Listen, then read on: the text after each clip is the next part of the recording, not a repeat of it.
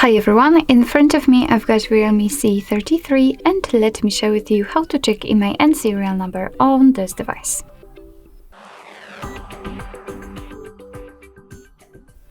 So basically we've got two different ways to do that. We can use a secret code or we can check it by using the settings, and of course I'll show you both options. So let's begin with the secret code. We have to open the dialer as it is the place where we can enter it, and the code is *#06#. And as you can see by this code, we are provided with both IMEI numbers and also a serial number attached to this device. So let me tap on OK, and let me show you another way, as I said, by using the settings. It will be useful if for some reason the secret code won't work.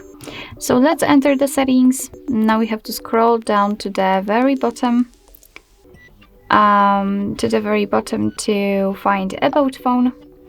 And here let's enter the status.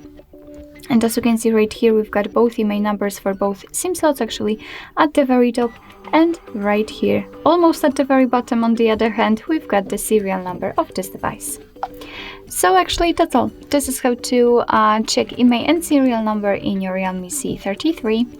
Thank you so much for watching. I hope that this video was helpful, and if it was, please hit the subscribe button and leave the thumbs up.